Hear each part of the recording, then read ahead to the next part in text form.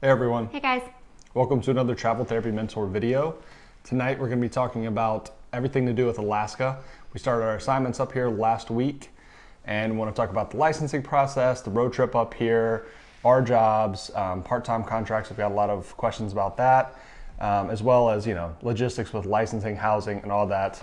We get tons of questions about that for specifically Hawaii and Alaska. So last year we made a video about Hawaii and all the logistics there when we were working in Hawaii, and now Alaska, we want to do the same. So I'm going to get this video shared in a couple different groups, and Whitney's going to introduce us. All right, hey everybody, thanks for joining. If you're new to our page, my name is Whitney Aiken. I'm Jared Kazaza. And we're both traveling doctors of physical therapy. A lot of you guys may know us as the Travel Therapy Mentors. We've been traveling physical therapists for 7 years, and we've traveled to about 5 different states now. For work, we used to mostly work on the East Coast. We're from Virginia, but as Jared mentioned, we've taken some pretty cool assignments the last couple of years, one in Hawaii and one in Alaska, which are some of the top travel destinations that a lot of people want to make it to for U.S. healthcare travel contracts. And they're also 2 of the more logistically challenging places to take travel contracts. So that's why we wanted to share some insights with you guys about how we went about doing everything, just the process to start getting licensed, looking for jobs, moving to Alaska, and all of that. So hopefully this will be educational for those of you that may consider taking a job in Alaska in the future. For those of you guys that are tuning in live with us on Facebook, we'd love if you'd say hello in the comments and let us know who you are. If you're a current traveler, if you're someone who's thinking about getting into travel therapy or travel healthcare, travel nursing, if you're a student, let us know in the comments and just say hello. You can do the same if you want to watch later, if you're watching later on the Facebook replay. And then shout out to those of you guys that will listen later when we upload this to our podcast. For those of you that are podcast listeners, we'd love if you would leave us a review to let us know that you've been listening to the podcast. But if you're on Facebook, you can just give us a thumbs up. It will really help us out. So as Jared said, he's going to share the video in a couple of groups so that more people can tune in with us live. I know we're going live at a different time, different day than we usually do. We usually try to do Sunday nights, but things have just been super hectic ever since our move up here. It's actually been almost a month, I think, since we did our last live video because we've just been super busy with getting moved up here, and then our first week and a half has been a whirlwind. So we just kind of picked a day that worked well for us. So here we are on Thursday night. Okay, got a couple comments here. Hi, Ann. Ann says, hey guys, thanks for your awesome content. Starting my first contract in June as a new grad. Wish me luck. Good luck, Ann. That's so exciting. I can still remember, just like it was yesterday, starting our first contracts as new grads. Hey, Sarah. Hi, Nick. Hi, Holly. Melanie, Anna, Christina, Armin. Hey guys, thank you for tuning in live. Armin says, hey, thanks for the content, super helpful. Really glad to hear that, guys. Thank you. I know there's a lot of you guys that have paid attention to our content for many years, read our articles and watched our videos. So we do love to hear that positive feedback. We're so glad to know that we can help those of you guys get started and have the confidence to get started with travel therapy, because there's definitely a lot of logistics that go into it. Yeah, so we've been thinking about going to Hawaii and Alaska for years now, pretty much since we started traveling. And I remember probably 3 or 4 years ago saying on a podcast that I was being interviewed on that Alaska was my dream destination for a travel job. And I remember Whitney listening to that podcast and saying really? I didn't know that. But Alaska is somewhere that I've wanted to go for a long time, and the drive to Alaska, I've wanted to do that for a long time. And the more I've talked about it, Whitney got excited about that as well. Well, especially we've heard from so many other travelers that have gone to Alaska, and a lot of them say it's their favorite place for an assignment. So we've heard nothing but good things, so that got me more excited about it too. Yeah, and the drive's supposed to be amazing, so I've wanted to do that for a long time as well, the Alcan. And so we got to do that. It's very awesome. Alaska was also the 50th state that we wanted to go to. It was the last state for us. And so that was exciting. We've been planning this for a while. Obviously, it makes the most sense if you want to get to Alaska and explore to go in spring or summer because there's a lot more daylight, there's more things to do, it's easier to get to and from. So with that being an obvious thing for most travelers, it makes it very competitive in the summer, and that's what we kind of ran into. We wanted to specifically be here June, July, August, and May, is kind of a border month. or like a shoulder month, I guess, and so is September. But June, July, August, we wanted to be in Alaska. So we planned everything around trying to find jobs in May or June. And we had heard from many travelers in the past that said it is the most competitive time. It is harder to get jobs, especially in Anchorage, because Anchorage is extremely desirable. It's a nice place to be. It's the capital. It's got a lot more amenities than the other places, and it's more central to be able to go to a lot of places on the weekends. So for that reason, a lot of people were kind of like, yeah, you're probably going to have a hard time finding something in Anchorage in the summer. And it would be beneficial if you were to look a little earlier, like look in the spring and maybe commit to 6 months. And that's the same advice that we would give a lot of you. It definitely was hard to find jobs here in the summer. We did do it obviously, but with that was also with a lot of connections that we have from over the years. So it definitely is easier if you go a little more on the shoulder season. And I would say for most people, it does actually make sense to commit to 6 months because there's so much to see. So I think a really great plan would be to start in one of the shoulder seasons and then go into summer, or even like come at the beginning, like the end of winter and come into spring and summer, or come in summer and stay through fall and the beginning of winter. I think makes a lot of sense for job finding competition as well as for housing, because housing is extremely competitive and expensive here. So if you can do a 6 month lease, the landlord will usually give you a better deal than a 3 month lease. So those are some just like competition things to keep in mind. But as we always talk about with job searching, it also just depends on how flexible you are. So it's definitely possible to find a job here in the summer. You just may need to be more open to like considering different cities, different towns, or different settings. Yeah, and if that's a really important thing to think about. If you want to go places like Hawaii and Alaska, where most travelers, at some point in their career, they want to take assignments in those locations. Think about the timing and think about when everyone wants to go there. And it's even the same with like Arizona or something where a lot of people want to go, but they only want to be there in the winter. Well, if you only want to be in there in the winter, then a lot of other people do as well, which means there's going to be more competition for jobs. So if you really want to go, maybe consider going a little earlier or a little later than most people want to go.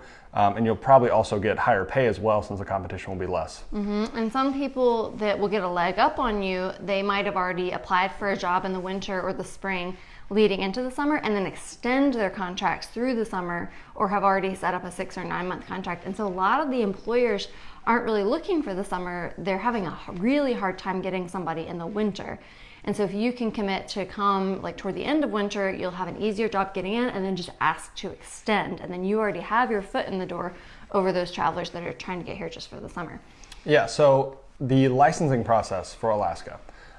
We started this back in January so that we would be kind of ready to go. We were, we wanted to make sure that we had everything set up if we did find a job that started a little earlier. So like end of April, beginning of May, something like that. We were kind of limited by when we got back from South America. That was the middle of April. So realistically, the earliest we could start a job was probably the beginning of May, and even that would be really pushing it. So we started our license process early to be ready for that.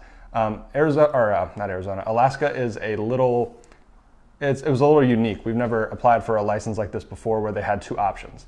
They've got either a full license, which is a little more involved, like a normal license, or they have a temporary license that is only 4 months. And no other state that we know of has that option. And the 4 month license is costs a little bit less. It's a little more abbreviated process. And that was perfect for us because we're not planning on staying more than 120 days anyway. So the 4 month license or the temporary license is what we applied for. Yeah. I would say for most of you though, especially if you have like your travel plans are a little bit open-ended, like you don't know whether you might extend for 6 months, 9 months, you don't know whether like you're gonna love it and so you're gonna want to come back again next year. If you're earlier in your travel career, or you at least have a couple more years to travel, I would absolutely just go ahead and get the full license, because after our 120 days are up, we will not be able to work in Alaska anymore. And for our personal situation, we knew that was okay because we know that we're coming up toward the end of our travel career. We don't plan to come back to Alaska to work after this. We have plans to be a little bit more settled maybe after this year, or take some jobs closer to back home. So we were fairly certain that we weren't going to come back to Alaska again, although we've been here for a week and I'm kind of like, maybe we will. Maybe we will want to stay longer. And so, I'm kind of like, oh gosh, I wish we hadn't gotten that temporary permit. So I would recommend for all of you, unless you have a very specific situation, just to get the regular license. But it is a little bit more of a timely process. This is absolutely not one of those licenses that you can wait to get after you already have a job. You need to already have your application submitted well in advance of when you want to start. The website says to allow at least 8 weeks. Ours took closer to like 10, almost 12 weeks to get, and that was with the limited permit. So the difference in the limited permit and the regular is not so much the processing time, but more the upfront work. So we started the upfront work in January, but when I actually mailed in the application was the February the 1st. So you're gonna have to do a little bit more like advanced preparation when it comes to the full license, because you have to do more things. Like I think you have to get your school transcripts and your board exam scores and all that. We didn't have to do quite as much, but we still had to get verifications from all the states we've been licensed in, do the application and that sort of thing. Yeah, I would really recommend starting sooner than you think you need to start, because it's a paper application that you have to mail in. If you have multiple licenses, you have to wait on them to be sent in, and then once they receive all of your information, then they say it takes about 6 to 8 weeks to issue a license after all of that is received. Mm-hmm. And obviously there can be a lot of issues when everything has to be mailed, things can get lost. So start earlier than you think you need to make sure that you have a license for when you want to start. And from what we understand, there is basically one person who's in charge of all the PT and OT licensing. So it's really important, just get it in a timely manner. And then the person that you'll communicate, they have an email address available on the website, and you have to communicate via email.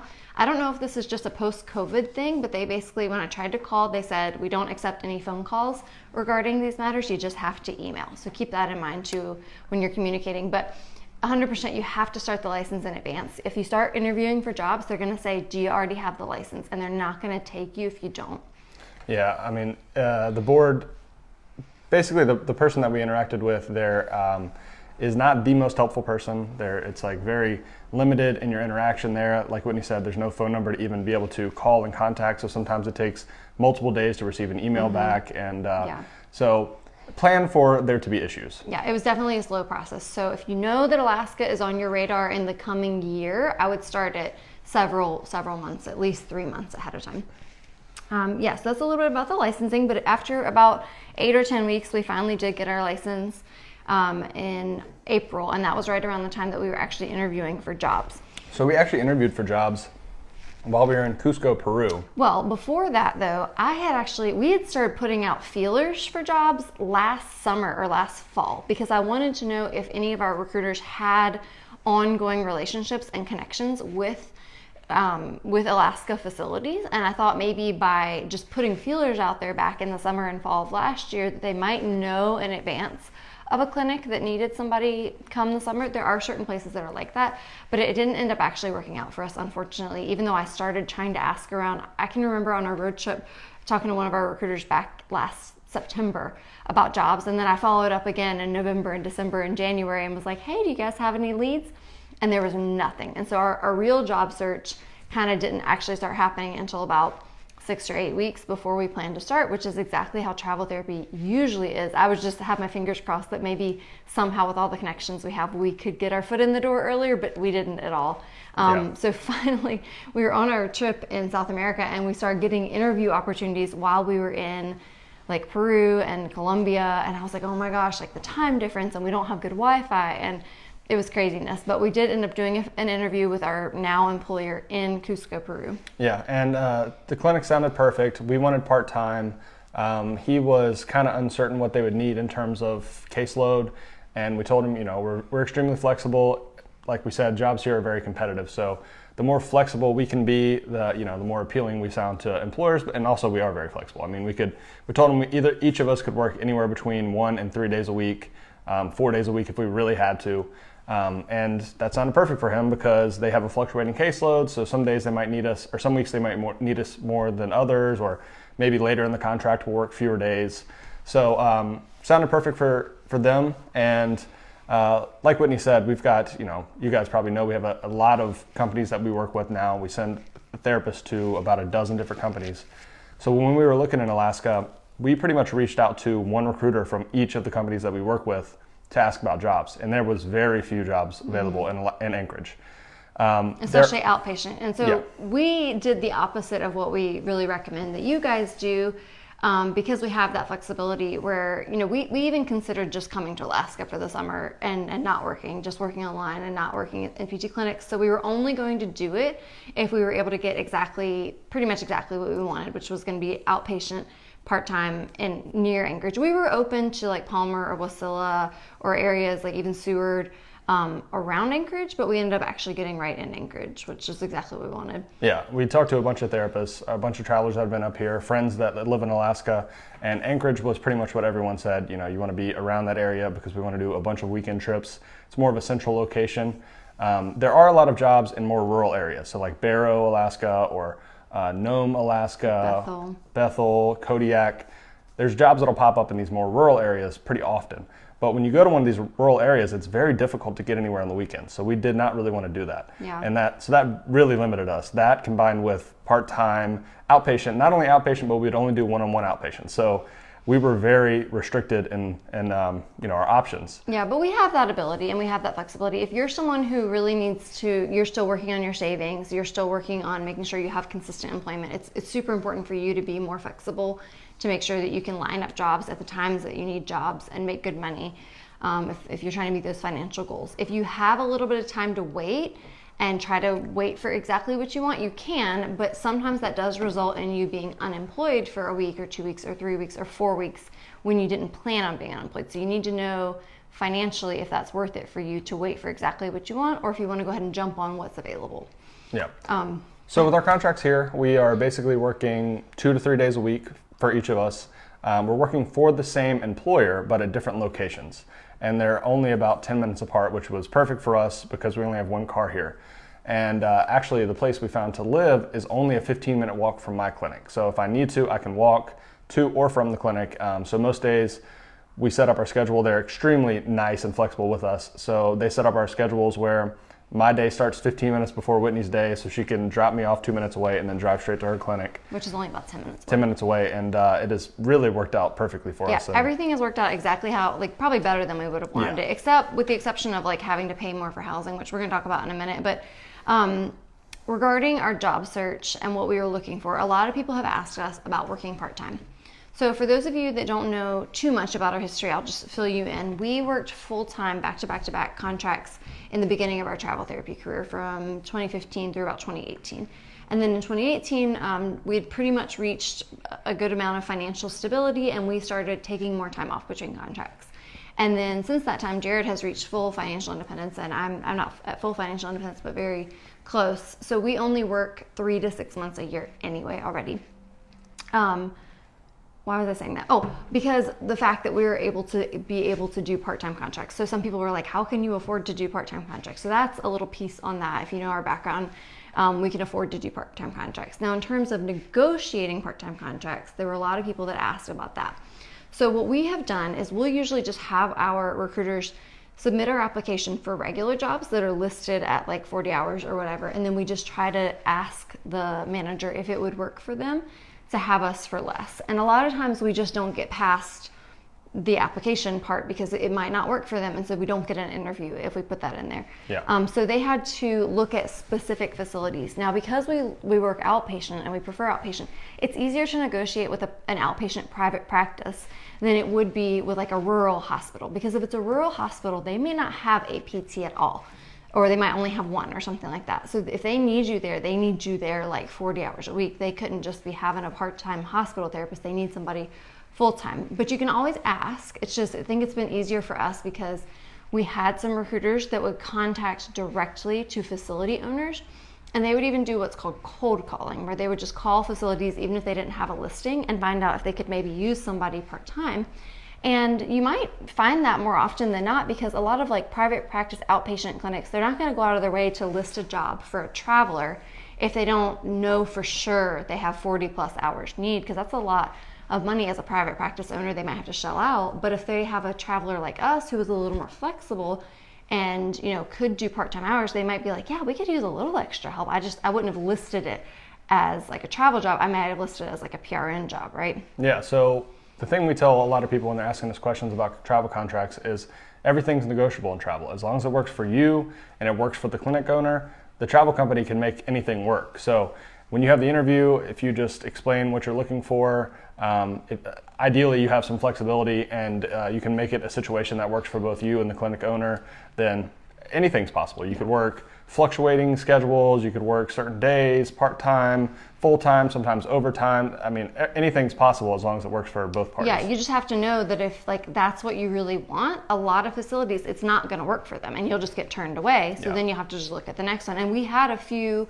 where there were opportunities that our recruiters submitted us to or presented to us, and then we never got an interview for it because once we started asking those questions, they were like, no, that won't work for us, or their start date won't work for us or whatever. But once we finally found an employer that it worked really well for, we went forward with the phone interview, and then from there we were able to negotiate, and it worked well for all parties. So that's how we were able to make it work, but you definitely have to have a good relationship with your recruiters to try to make that happen. Yeah, and these clinics really are perfect for us. They're one-on-one outpatient, 45-minute treatments and evals, no techs, pretty much everything that we would want in an outpatient clinic. The owner, the coworkers, they've all been really supportive, and it's just been a great first week or so. No pressure with billing. Everything is very laid back. It's been awesome. Yeah, patients have been great. And so Jared and I are each working 2 days a week. Originally, we thought that I was going to be 3 days a week and he was going to be 2.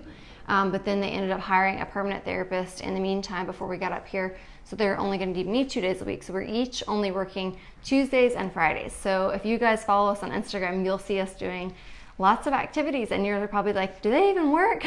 Because we're only working 2 days a week. So we kind of have, it's like the best because we work Tuesday and then we have 2 days off, and then we work Friday and then we have 3 days off. So it's like every day is like a weekend after your 1 day of work. With that being said though, we do spend the Wednesday and Thursday working on the business. So answering emails, as you guys probably know. And a little bit the Monday, just depending. Monday, and then afternoons and evenings as well. And that's why we really needed part-time anyways, because we spend a lot of time now, videos, articles, answering emails, questions, course, all the things that we do for Travel Therapy Mentor. Yeah, absolutely. So it's just worked out really well for us to be able to still maintain our business while enjoying Alaska. So it's been really good. But something else I want to say regarding the jobs that we ended up taking.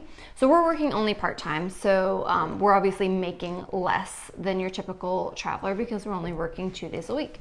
But what I would say is the average jobs we've been seeing up here in Anchorage, we're kind of more in like the $1,600 to $1,800 range. I think that if we were full-time at these jobs, we might be in like the $1,600 to $1,700 range. However, we've heard of some contracts in the more rural areas of Alaska in the way up in the 2000s, 2,400, 2,500, up to 3,000. And some of these jobs also include housing and a car and still pay that much. Yes. Now the reason that is, and if you want to come to Alaska and you want to be in Anchorage, you have to understand that your pay is going to be less. And the reason that pay is going to be less here is, one, there's more competition. Two, this is, Anchorage is kind of a decent sized city. There's 300,000 people here. So it's not like what I thought of as Alaska. It's like a city in the middle of, in the middle of the wilderness. But because it's a city, it's not a critical access area like a lot of these other rural areas are. And the really rural places in Alaska are critical access, which means they get higher reimbursement rates. So they can pay their therapists and pay travelers way more money than you can make in other areas. And the same applies to jobs in the lower 48. If you work somewhere extremely rural that's critical access, they can afford to pay more because their reimbursement rates are higher. Yes, if it's a critical access hospital, which I can't remember exactly how far, but it has to be a certain number of miles, like 200 miles or something, from the next major medical center.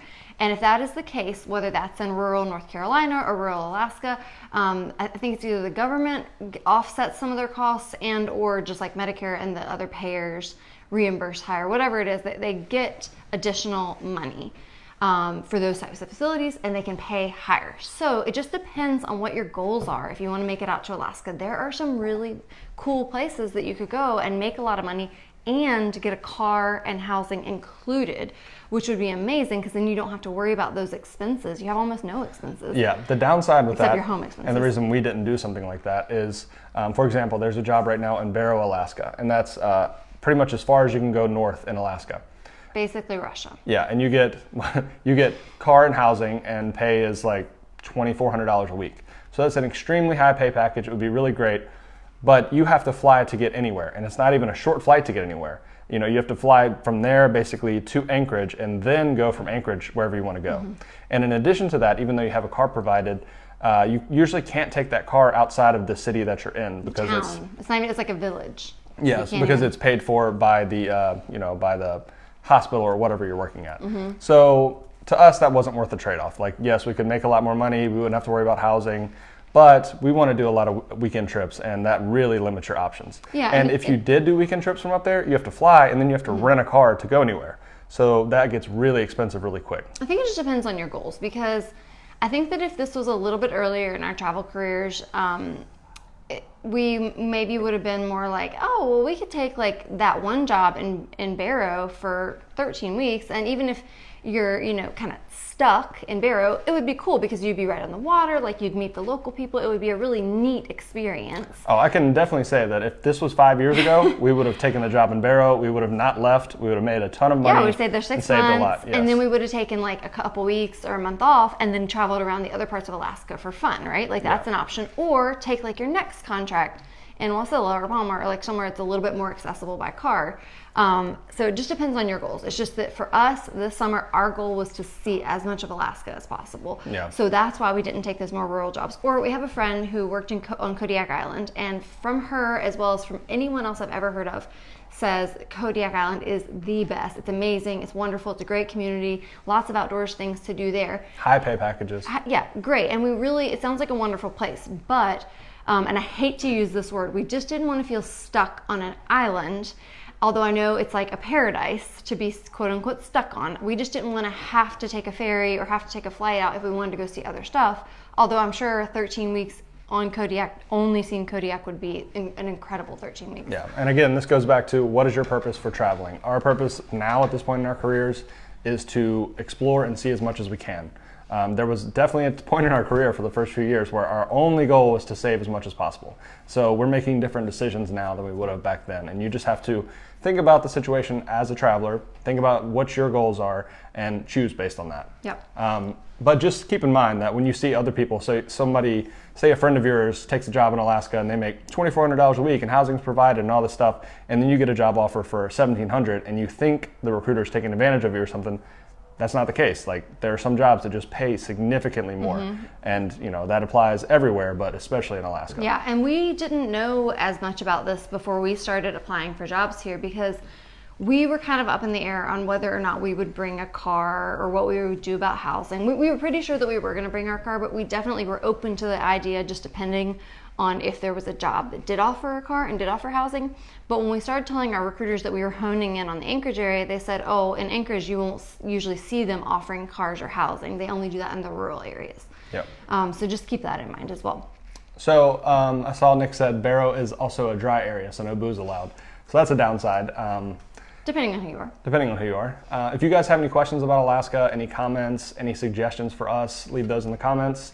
And if you could like this video, please, we always appreciate that. Yeah. So with that said, we accepted these jobs part-time. We decided we were going to bring our car up. So a lot of people asked, why did we decide to drive instead of fly out here and then rent a car? Well, just like with everything after COVID, housing is high prices, car rentals are high prices, housing is limited, car rentals are limited. We just knew it was going to be a huge hassle to try to get a car. And a lot of times if you rent a car, they also limit where you're allowed to drive it.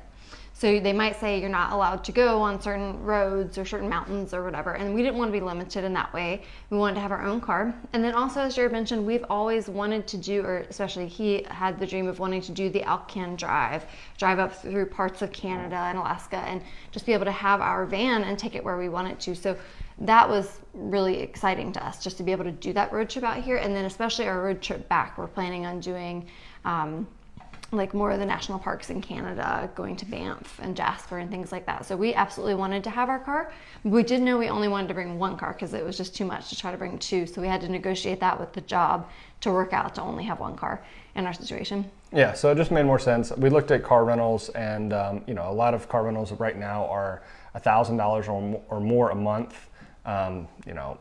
Everywhere is very limited. We ran into that in Hawaii as well.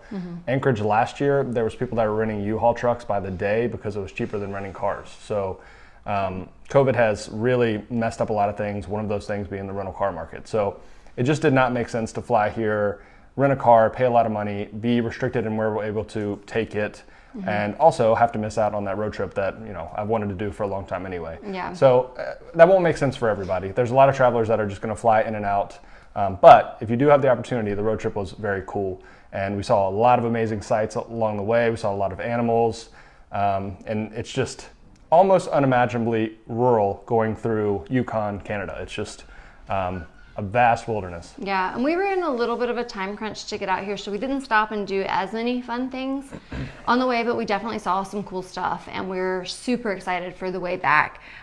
We did get engaged, in case you missed that, on the road trip, so that was pretty amazing. We went to a place called Kluane National Park, which was in Canada, and we'd never actually heard of that national park, but it was wonderful and it was beautiful, and of course it will forever hold a special spot in our hearts, because that's where Jared proposed to me at.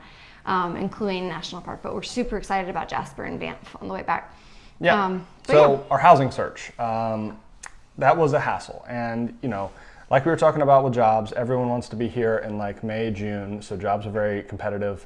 Housing is extremely competitive, because what you have to remember is this city, or pretty much all of Alaska, the population fluctuates massively depending on the season. In winter, there's almost no tourists, and some of the locals leave. Like we have patients now that are basically like snowbirds. They're here for 6 months, and then they might live in California for 6 months or something like that. So it fluctuates massively. It might be twice as many people in the summer as are here in the winter. What that means is there's very limited housing in the spring going into the summer. And so we looked on all of the places that we normally look for housing, and the options were very limited. The people that we did get responses from, a lot of times had 20 applicants or something. So they're like, oh, I've gotten a lot of interest. I'm gonna have to just pause it for now. I'll get back to you in a couple weeks if it doesn't work out. Well, and some of them we tried to negotiate. Like we looked on Airbnb, and obviously if you go based off the Airbnb cost, it was absurd. Like if they go off their nightly rate times 90 days, it was like $20,000 a month or something. And so I tried to talk to them and message them privately and go off platform and see if they would do that. And I spoke to one guy on the phone who was really nice, and he was like, I would love to help you out, but what he explained to me is that people who have vacation rentals or have rentals, they make pretty much an entire year's worth of their rental money pretty much in the 3 to 4 months of summer. They're not making hardly any money in the winter, so they have to keep their prices high in the summer. So we talked to a few people that wanted $5,000 a month for a 1-bedroom place or more. Yeah. This guy, he was like, I could maybe mark it down to like 18,000. I'm like, 18,000, I might as well buy a condo. Yeah. So it's just, it's very difficult, and it's going to take time. So we probably inquired about 15 places, maybe more, and we had 2 that might work, 1 that we think may have been a scam.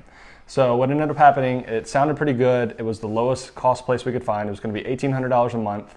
It was a place that needed some renovation. It wasn't in great shape, but it was a 1-bedroom, pretty much it was actually a 2-bedroom. It was what we needed. And Whitney talked to the lady on the phone, sounded pretty normal. And then she sent the contract, and basically they wanted us to send the entire 3 months plus the security deposit, wire it to them before we ever moved.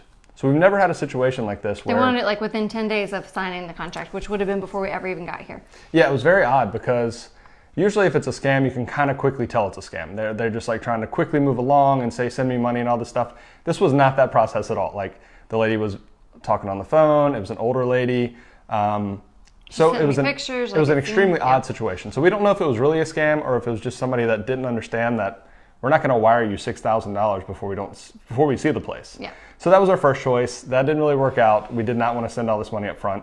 We found another place that we ended up renting. It's too big for us. It's I don't know if you guys may have seen the video. We recorded a video last week showing around the place, but it's a 4-bedroom, kind of like a townhouse that they converted one of the bedrooms into an office. So furnished place, and we're paying $24.50 a month here, which is more than we've ever paid by a lot, but it is a really nice space, and it's it's plenty of room for us. Yeah, and that's everything included. It's furnished, utilities, everything's included. So it's a lot for us, especially because we're only up here working part-time, but I would say there are other travelers that have paid in the 2000s for a furnished place. We were just trying to get it as cheap as possible. We were hoping like $1,500 or so. Realistically, if you're up here in the summer, you are not going to find even a studio or any like standalone apartment for less than $2,000 a month. It's going to be extremely difficult. At least that's been our experience. Yeah, you might be able to rent a room in a house for, $1,200 or something like that, or maybe a little bit less.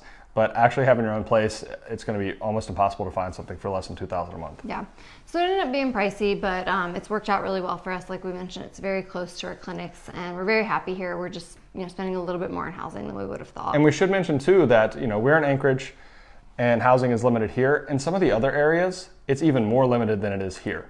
So some of the rural areas, they get an influx of people coming in the summer, but they have very limited housing there. So there sometimes is just nothing available. So there are areas of Alaska that it's going to be even more expensive than that, even though you think like, oh, this is a rural area, it'll probably be cheap. If you're here in the summer, it might be that all the locals are there plus some tourists, and there's just no housing available, and it might be $3,000 a month for a 1-bedroom. So keep that in mind. If you see some of these really high pay packages, they don't include housing, make sure that you check about, get some idea about what the housing is going to cost or what's available before you accept that contract, because you might run into a situation where your only option is one of these Airbnbs that's $5,000 a month. Yeah, I would say a last resort that we didn't end up having to go down this route. Like we pretty much exhausted Furnished Finder, Airbnb, Craigslist, Facebook groups. The last thing that I would have looked into that we didn't get to would be looking at an unfurnished place. We had some other travelers that have been here. They recommended just getting an unfurnished place and then just figuring out your furnishings once you get here. This would only be an option, I think, for most people, like if you're going to be here 6 months or more, because even with that, it's hard to get places to agree to a 3-month lease. But you may come out ahead doing that. You're just going to have a little more hassle because you're going to have to set up your own utilities and your own furnishings and stuff. But it is an option. Yep. But yeah, so we're overall pleased with how our housing situation worked. We had a smooth drive up here. If you guys followed along on Instagram, I talked a lot about packing prior to coming here. That's a question that we get a lot, especially if you're going so far. It can be really difficult to figure out what to pack. So you have to become somewhat of a minimalist. Hopefully you don't have to bring any housewares or things like that. Like our place has everything, or obviously there is Walmart and stuff. Just depending on if you're in a really rural area, you might not have as much access to things like Walmart. But if you're anywhere near Anchorage, you can go to Costco and Walmart and things like that. But yeah, you just have to be somewhat of a minimalist when it comes to bringing your clothes and your shoes and that sort of thing.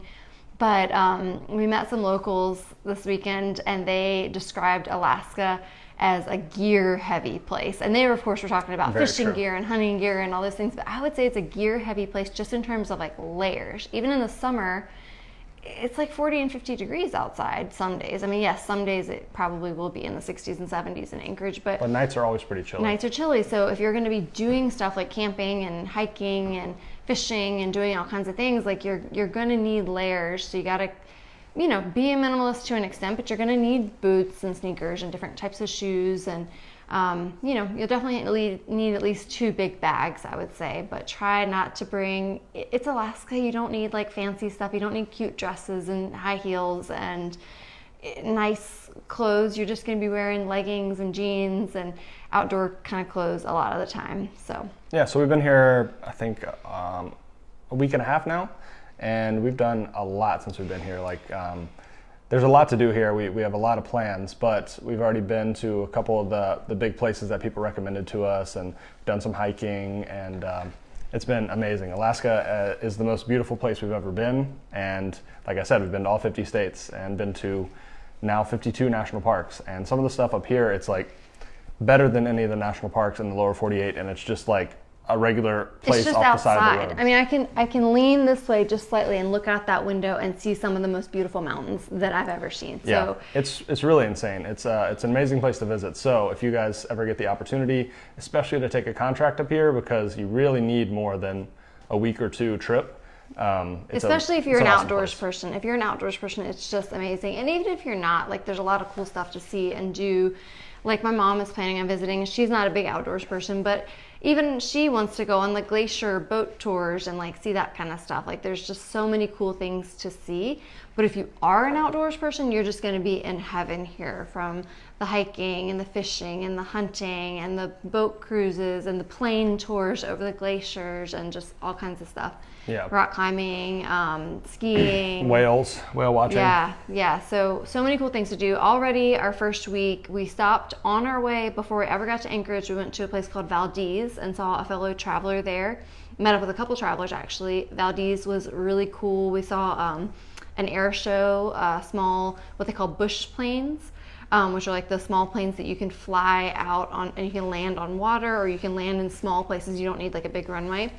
So that was a cool introduction. And then our first week here, we got invited to go on an employee retreat to Seward, which is about 2 hours south of Anchorage. And we went out of there, took a water taxi across the bay to a place called Kayakers Cove.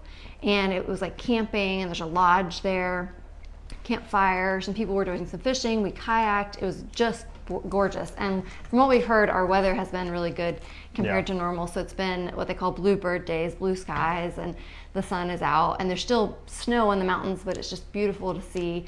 And then after that, we had an extra day because we're not working Mondays, so we stayed an extra day in Seward, went to the Sea Life Center and learned more about the Alaskan sea life, and then we went to the Kenai Fjords National Park tour on a boat. We got to see a really cool glacier, lots of wildlife. We saw whales and mountain goats and sea otters and all kinds of sea lions. So just in 10 days. And then like yesterday was my birthday, so we went on like the local trail just around Anchorage, and today we did some walking around Anchorage. It's just been an amazing place, and we've only been here like 10 days. Yeah, it really seems like a lot more than 10 days. And that national park, the boat tour, was the most amazing thing we've probably ever done, which I feel like we say that almost every few months now. But we've seen a bunch of glaciers in the past, like in the mountains. We've hiked up to glaciers before, but the glaciers that come off the mountains and then go into the ocean, and they're just massive. This one was a mile wide, probably 1,000 feet tall, and like 60 feet long, or 60 miles long. Just a huge, huge thing that with ice falling off that's the size of like 100-story buildings. Like, yeah, and you see ice coming into the water, so there's crazy. Icebergs there. It was an incredible experience, and literally it was like our second weekend here. So there's so much more to explore. We're super excited. So if you're not following us on Instagram, I would highly recommend, if you want to see our cool pictures from the summer, go follow us on Instagram. I'll be posting all about all of our cool stuff. And if you have any recommendations, let us know. We've already gotten so many cool recommendations, and I know we're going to run out of weekends. Even with having our midday weekends, we're going to run out of time to do everything we want to do. Midweek weekends. Yeah, midweek weekends. Is that what I meant to say? All right. So Nick says Alaska's not for him because he only wears high heels. Sorry, Nick. I wouldn't say high heels are really the move out here. Heidi says she loves Jasper and Banff. We haven't stopped there, but we're going to stop there on the way back, so we're really excited. They look beautiful. If any of you guys have any other questions too, we're going to go through the questions here. Megan says, if you're a student doing clinicals and got offered an outpatient clinical rotation site in Anchorage, would you take it despite the financial cost to get there? Or would you wait until you can go and get paid or have more money to see things? I would not do it as a student. It depends on who you are. You are. We know a lot of people that do clinicals out of state. If you have the financial support of your parents and you're able to make it work financially, obviously it's going to be an incredible experience. I mean, amazing, right? Yeah. But for us, when we were students, we didn't have a lot of financial support. We had no money. I personally never did any clinicals even out of our state, much less if it was like 3 hours away. We were like, oh God, we're gonna have to pay for housing. Like, we had no money. Yeah, you would have to need, I would say you would need a minimum of $10,000 or more just for like a 3-month clinical to get here and back for housing. Everything's more expensive. Gas is over $5 a gallon here. And then not to mention, if you want to do any kind of like activities like the boat tours or the flight tours or anything like that, you're probably not going to have the time or the money to do those types of things. Obviously, there's tons of free stuff. You can just go out and go hiking for free, but there's a lot of stuff you do have to pay to do. Yeah, I would wait until you have more money, if at all possible. It's just hard to get here. It's expensive. I know as a student, I would have had no chance. There's no way I had enough money to do something like that. But not everybody's in the same financial situation as us. So if you have money from your family and the financial support to do it, or if you know anyone here you could stay with for free, then that would change the situation. And obviously you'd have a really cool experience. I mean, I had classmates that took clinicals across the country, but that just really wasn't in the cards for me. Yeah. So it just depends on who you are. Heidi says home care opportunities. There's lots of home health jobs up here, all over the state. There's Anchorage home health jobs that we've seen open. There is we know a traveler working in a place called Soldotna, I think is what it's called. She's doing home health there. We know a lot of people doing home health. The traveler who's interviewing for the job in Barrow said that, from what I understand, I believe the home care there, you actually fly to some of the houses. So if it's really rural, really remote, you may have to fly to some of the places. And I know our friend who worked on Kodiak said there were certain situations where you might fly sometimes. So yeah, there are definitely lots of home care opportunities, and it might be something unique that you've never done before. But there's a lot of logistics to consider with home care, especially if you're here in the winter or any of the shoulder seasons. You'll need to consider like the roads, your car's capabilities. You'll need chains or studded tires or winter tires for sure. Heidi also said, how about taking pets? If you drove, probably no issue there. I don't think there's any issues with crossing the Canadian border or anything. We know travelers up here that have pets, but you just have to remember that if you fly, it's going to be more hassle. And then housing would be the other And then thing. housing's going to be more difficult to Finding pet-friendly find. housing is it's going to be more costly and more limited. But we do know people up here with their pets. Yeah, so. people do it for sure. Yeah. See if there's any more questions. Again, if you guys have any questions, feel free to put them in the comments.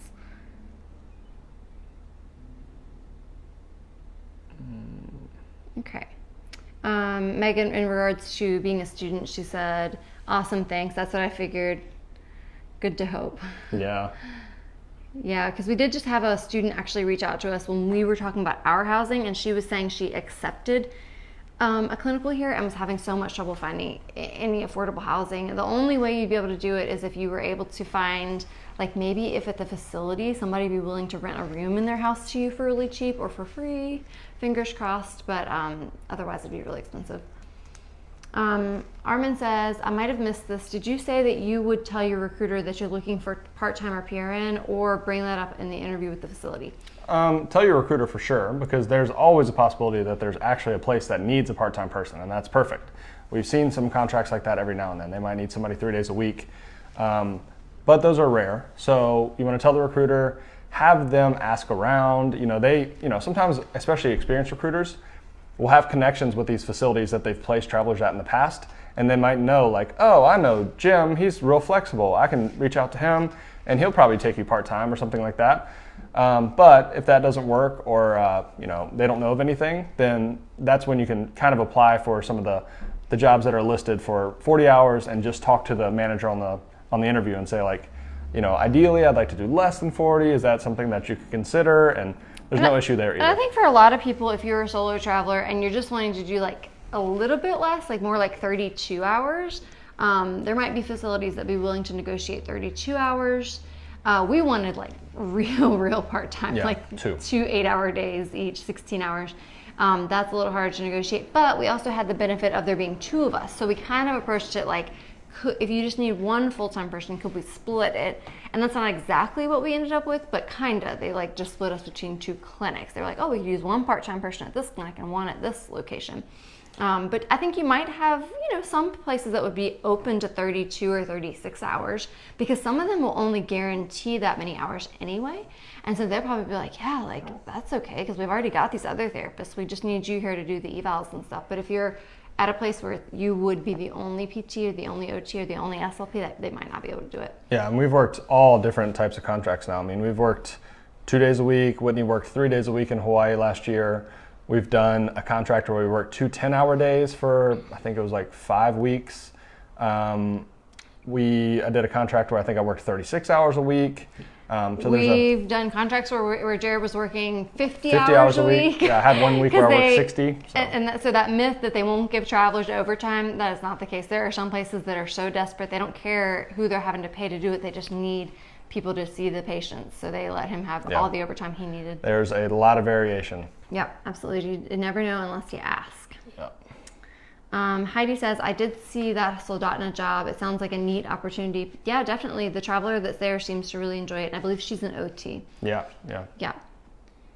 Heidi says, thank you so much. I've done traveling for a total of 3 years, and I've really enjoyed it. Alaska is on my bucket list. Yeah, I think Alaska is the perfect place to go when you're like about to stop traveling and you want to just go for the experience, and you're more flexible. You can make something work instead of early in your career where you're trying to like pay off debt or save a lot of money or something like that. That's how I feel about Hawaii too, because Hawaii is super expensive. I mean, we do know people that have done it in the beginning of their career, but I would say that if you're going to do it toward the beginning of your career, when you're trying to save a lot of money, try to land one of those like 6-month gigs where you can spread out the cost of the travel to get here, spread out the cost of your housing, hopefully get a little better deal.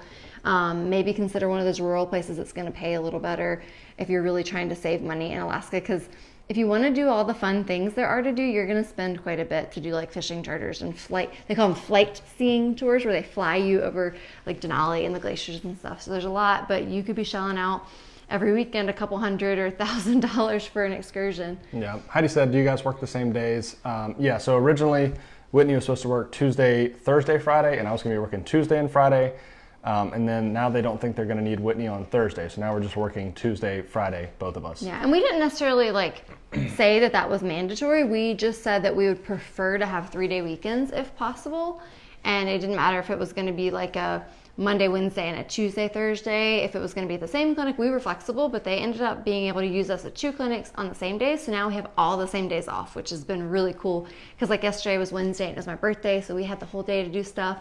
And then today was like my second birthday, because you can't just have one day that's your birthday. So we did other stuff today. Tomorrow will be the third birthday. And then tomorrow's Friday and we work, but then it's Friday. So then it's the weekend, so then it's my birthday still. So it's worked out really well. Yep. But yeah, if you guys have any more questions, let us know. If you do watch later on the replay, feel free to leave some questions here and we'll go back and answer them later, or you can send us a private message and we'll be happy to help you out with any Alaska questions or general travel therapy questions. If any of you guys are thinking about going to Alaska and you want help getting connected with recruiters that have, Sarah said, preach, it's called birth week. Yeah, or birth month, depending on who you are, but definitely birth week. But yeah, if you guys want help getting connected with some recruiters that we know that were like a little bit better with finding us Alaska jobs, particularly the recruiter that we're on assignment with right now found us a job that no one else had by calling around and like cold calling and really going to bat for us, where unfortunately our other recruiters just weren't finding those opportunities. So let us know if you need recruiter connections for Alaska jobs. Yep, and if you're watching or listening later on the podcast, we upload all these videos to podcast form, and I don't know how people are finding the podcast so much, but we've gotten a lot of new listeners on the podcast lately. So thank you guys for listening there. Any ratings or reviews you can leave would be greatly appreciated. Yeah, absolutely. You can review us on Apple Podcasts or wherever you listen to your podcasts. Yep. All right. Thanks, guys. We'll hopefully talk to you in the next couple weeks. Yeah, we'll try to get some more frequent videos out there. But, we are out here having so much fun in Alaska. I don't know how much time we'll have for videos, but we'll definitely see you guys soon. All right. Bye. Bye.